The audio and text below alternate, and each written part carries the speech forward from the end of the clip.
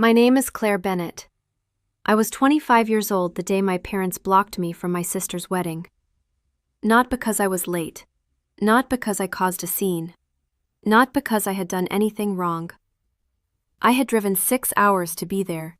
I had taken time off work, and I had helped pay for the wedding itself. Yet when I arrived at the venue, my father stepped in front of the entrance and said 6 words that changed everything. "Claire, this is for family only." For a second, I thought he was joking. He wasn't. My mother stood a few feet behind him. She didn't argue. She didn't stop him. She just looked away. Inside the venue, guests were taking their seats. My sister was getting ready to walk down the aisle, and I was standing outside, being told I wasn't family. I nodded once. Okay. Then I turned around and left. 3 days later, my mother called me crying about a wedding bill connected to my name. A bill worth thousands of dollars, a bill I had never agreed to pay. That was the moment my parents finally learned what family really costs. To understand why, you need to understand my role in the family. I wasn't the favorite daughter. That was my younger sister, Natalie. I was the reliable one, the daughter people called whenever there was a problem. By 25, helping my family had become routine. Mortgage payments, unexpected bills, college expenses. Whenever money was needed, somehow I became the solution. I worked as an operations coordinator for a medical clinic near Columbus. The job paid well, not enough to be rich, but enough that I could help when my family asked. And they asked often. A few months before the wedding, my mother called. "The venue needs a deposit," she said. "If we don't pay it this week, Natalie could lose her date." I asked how much. $4,000. It was more money than I wanted to spend, but Natalie was my sister, so I sent the money directly to the venue. My mother thanked me. My father never mentioned it. I told myself that didn't matter. I just wanted to be part of the day. As the wedding got closer, I noticed I was being left out of more and more events. Family gatherings, planning meetings, wedding activities. Nobody explained why. Whenever I asked, I got the same answer. Don't worry about it. So I stopped asking. The day before the wedding, I drove 6 hours to my hometown and checked into a motel. The next morning, I got dressed and headed to the venue. Willow Creek Manor looked beautiful. White chairs lined the lawn. Guests were laughing and taking pictures. For a moment, I actually felt excited. Then I saw my father standing near the entrance. The second he noticed me, his expression changed. Not happiness, not surprise, annoyance. I walked toward him. "Hi, Dad." He didn't smile, didn't hug me, didn't ask about the drive. Instead, he stepped directly into my path. "Claire," he said quietly, "what are you doing here?" I laughed because I genuinely thought he was joking. "What do you mean? It's Natalie's wedding." His jaw tightened. This isn't a good time. A cold feeling settled in my stomach. "What are you talking about?" Before he could answer, my mother appeared beside him. She looked nervous. Then she said something that made everything clear. "Please don't make this harder." Harder. Not unfair. Not wrong. Harder. That was when I realized this wasn't a misunderstanding. They knew I was coming, and they had already decided I wasn't welcome. My father folded his arms. "Claire, this is for family only." The words hit harder the second time. Family only. After everything I'd done, after helping pay for the wedding itself. Family only. For a few seconds, nobody spoke. Then I looked past them at the guests taking their seats, at the flowers, at the venue, at the wedding I'd helped pay for, and suddenly I understood something. I had spent years proving I loved my family. They had spent years proving they only loved what I could do for them. I nodded once. "Okay." My father looked surprised. I think he expected an argument. Instead, I turned around, walked back to my car, and drove away. As I pulled out of the parking lot, I had no idea that the wedding wasn't actually over for me, because 3 days later, my phone would ring. My mother would be crying, my father would be panicking, and for the first time in my life, I wasn't going to be the one who fixed their problem. 3 days after the wedding, my phone rang. I was sitting at my desk during lunch, reviewing insurance reports, when my mother's name appeared on the screen. For a moment, I considered letting it go to voicemail. Then I answered. "Hello?" She was crying, not quietly, not the kind of crying people do when they're sad, the kind they do when they're scared. "Claire, thank God you picked up." I leaned back in my chair. "What happened?" "It's the wedding bill." I frowned. "What wedding bill?" "The vendors are calling. Your father says there's a problem with the payments." I stared at the wall. For 3 days, nobody had called to apologize. Nobody had called to explain why I was excluded. Nobody had called to ask if I got home safely. But now there was a bill. And suddenly, I mattered again. "What does that have to do with me?" I asked. There was a long pause. Then she said something that made my stomach drop. "Your name is on the paperwork." "My name?" "What paperwork?" "The payment guarantee forms." I sat up straight. "What are you talking about?" Another pause. This one felt different, like she suddenly realized she had said too much. "Your father handled everything," she said quickly. "You need to talk to him." The line went silent. Then I heard my father take the phone. "Claire?" No apology, no greeting, just my name. What did Mom mean when she said my name is on the paperwork? "You agreed to help with the wedding." "I paid the deposit." "You agreed to help." "No," I said calmly. "I agreed to the deposit." His voice hardened. "The vendors are threatening legal action." I almost laughed. Legal action? Against who? "How much money are we talking about?" Silence. Then finally, "About 18,000. I nearly dropped the phone. $18,000?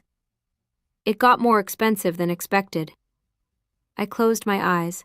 Flowers, photography, catering, open bar. I could already picture the excuses, but something felt wrong, very wrong. "Send me the paperwork." His answer came immediately. "No." That was all I needed to hear. Most people say no when they are hiding something. "Send me the paperwork," I repeated. "We'll handle it." "No," I said. "You already handled it." I hung up. For the rest of the afternoon, I couldn't focus. Every instinct I had was screaming the same thing. Get the documents. After work, I started making calls. The venue directed me to the event coordinator. The event coordinator transferred me to accounting. Accounting transferred me to the wedding manager. Eventually, I reached a woman named Karen. She sounded exhausted, probably because she'd spent the last week chasing payments. "My name is Claire Bennett," I said. "I believe my name may be attached to a wedding contract at your venue." I gave her the wedding date. There was typing on the other end, then silence. A long silence. "Ms. Bennett?" "Yes?" "According to our records, you're listed as the financial guarantor." My heart sank. Financial guarantor. The person legally responsible if payments weren't made. "I never signed anything." Another pause. "Well..." That single word told me everything. "Email me every document you have." 20 minutes later, the files arrived. I opened them at my kitchen table. The first page looked normal. The venue deposit. The same $4,000 I had sent months earlier. Nothing unusual. Then I opened the second document, and everything changed. There was a signature. My signature. Or at least it was supposed to be. I stared at it. The letters looked close. Very close. Close enough to fool someone who didn't know me. But it wasn't mine. I knew every curve of my signature. I signed documents all day at work. This wasn't it. Someone had copied it. Badly. My chest tightened. I opened the next file. and the next, and the next. Each one carried the same fake signature, additional catering charges, photography upgrades, floral packages, transportation expenses. Every upgrade had been approved under my name. Total balance owed, $18,327. I sat frozen. Then I noticed something strange, a charge that had nothing to do with the wedding. I read it twice, then a third time. Home renovation reimbursement, $4,200. I blinked. What? I opened the attached invoice. New kitchen cabinets, for my parents' address. I felt my stomach drop. Then another charge, driveway repair, same address. Then another, roof maintenance, same address. I pushed back from the table. My parents had used wedding financing to cover repairs on their own house, and somehow my name had been attached to all of it. The wedding wasn't the real bill. The wedding had been the excuse. For the next 2 hours, I reviewed every page. By midnight, one thing was obvious. This wasn't a misunderstanding. This wasn't confusion. This wasn't a bookkeeping error. Someone had intentionally attached my name to nearly $20,000 of debt. And there was only one person who had access to all of my information. My father. The next morning I called him. The second he answered, I asked one question. Did you sign my name? Silence. Not outrage, not denial. Silence. Then, you said you'd help, I laughed. Not because it was funny, because it was unbelievable. You forged my signature. It was for family. The moment he said those words, something inside me changed. For family. The same family that wouldn't let me into a wedding. The same family that told me I wasn't family 3 days earlier.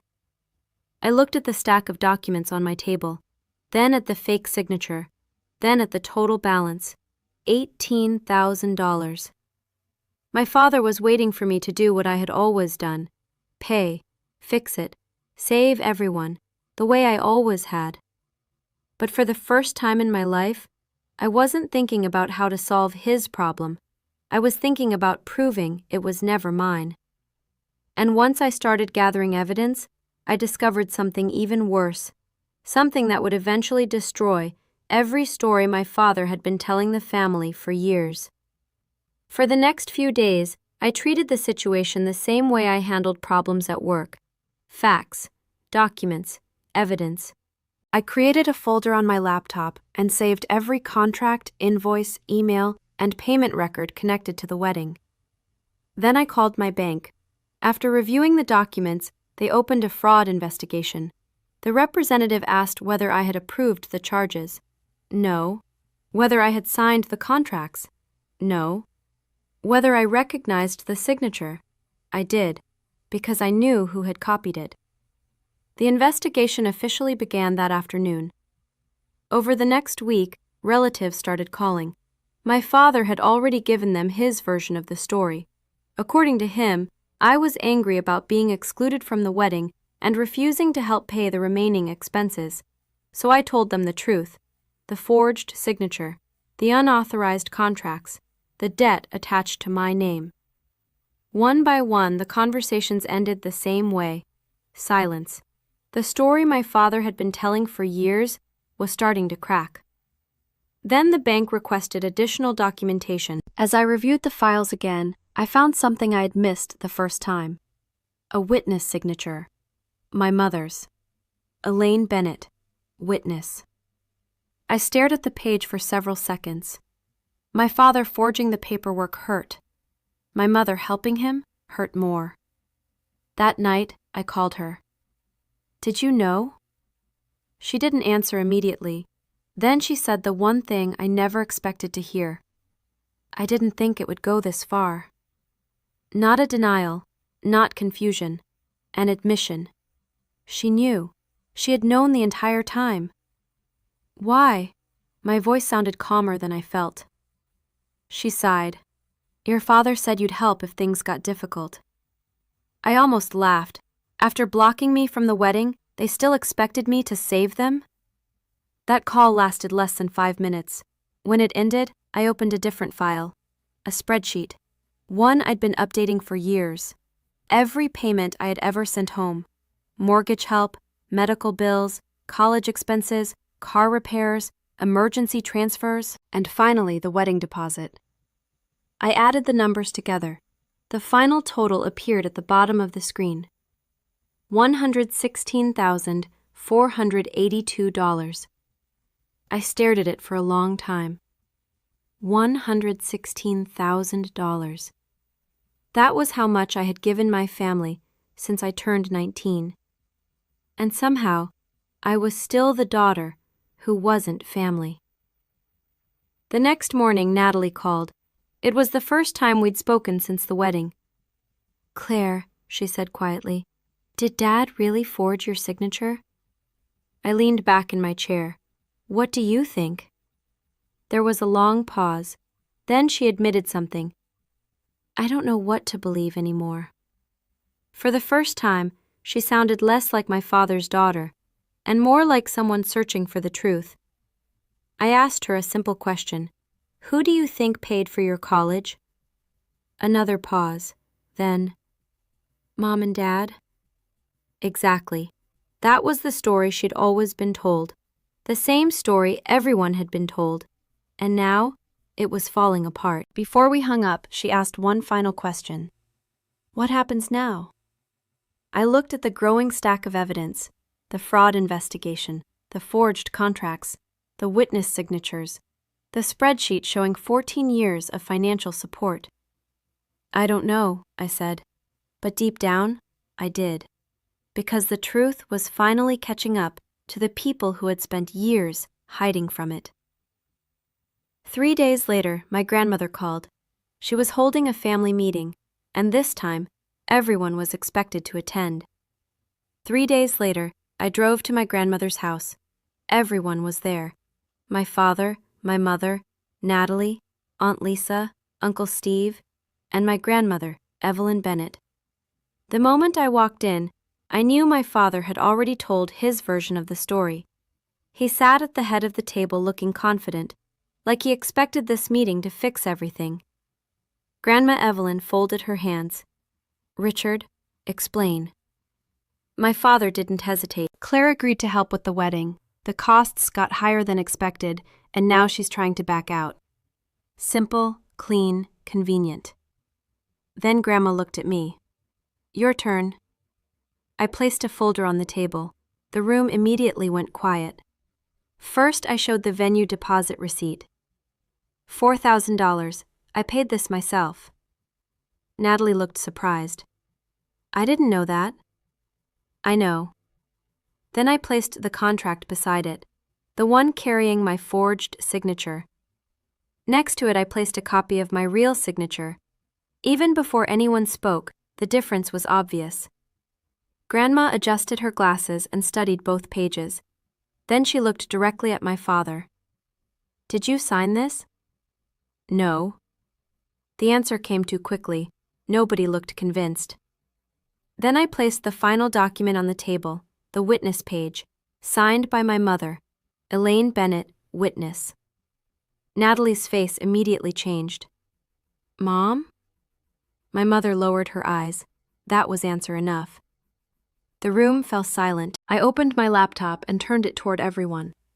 A spreadsheet filled the screen. 14 years of payments, mortgage help, medical bills, college expenses, car repairs, emergency transfers, and finally, the wedding deposit. At the bottom was one number, $116,482. Nobody spoke. Not my father, not my mother, not even Natalie. For years, everyone had believed my father's version of reality. Now they were looking at proof. Actual numbers, actual dates, actual receipts. Grandma Evelyn finally broke the silence. "Is this accurate?" My father stared at the table. For the first time all afternoon, he had nothing to say. No explanation, no excuse, nothing. Natalie looked from the spreadsheet to my father, then back to me. You paid for college? I nodded. Her eyes filled with tears. You told me you paid for it, she said to my father.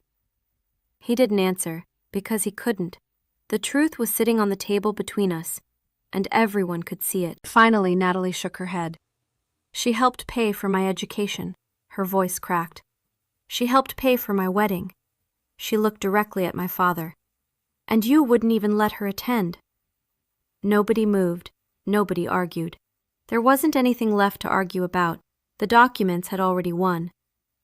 After a long silence, my father finally looked at me. His confidence was gone. His voice sounded tired. What do you want, Claire? For years, I thought I wanted recognition, respect, a place in the family.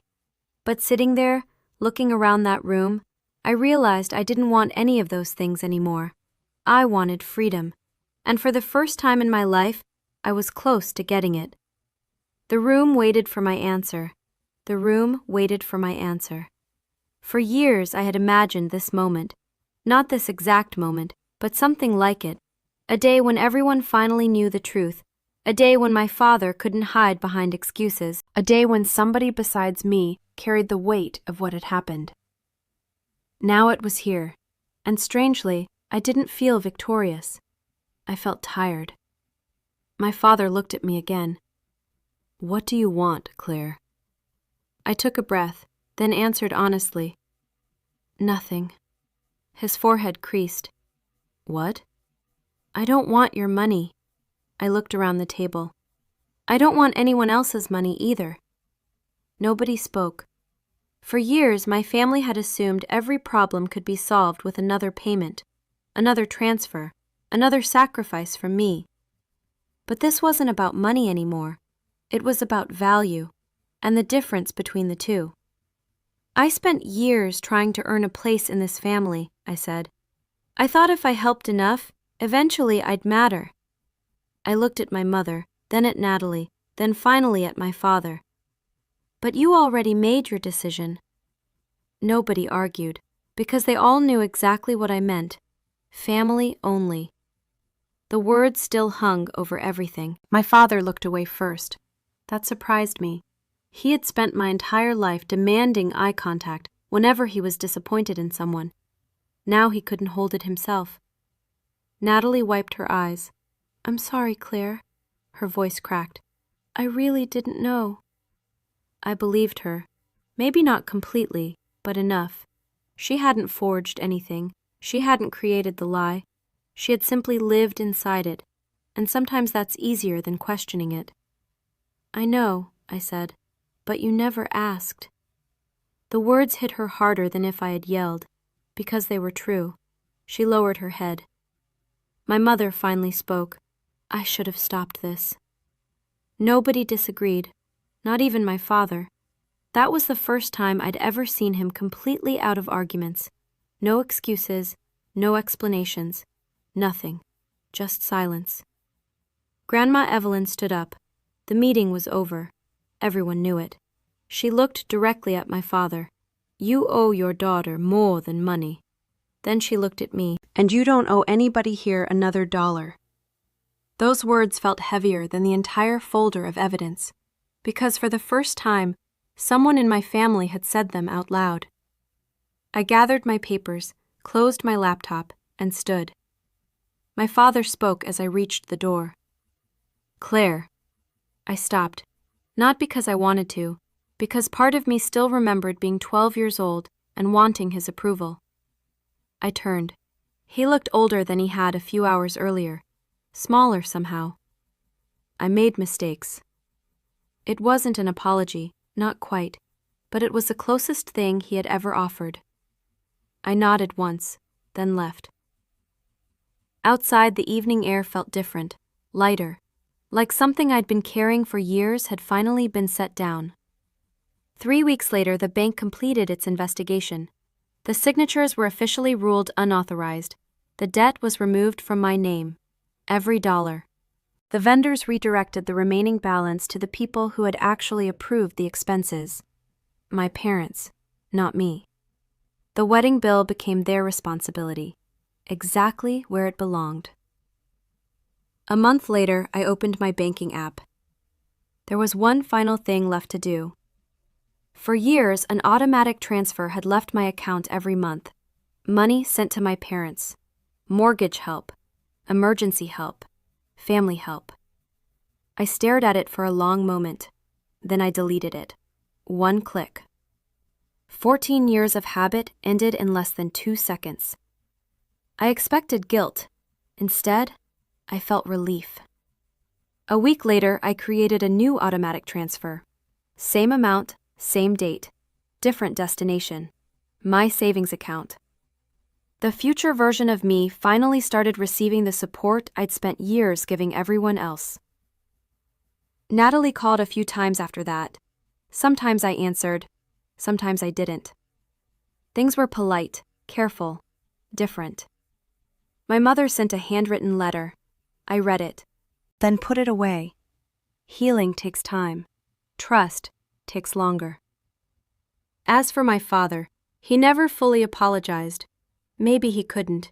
Maybe admitting the truth was already more than he knew how to do. Either way, that was his burden now, not mine.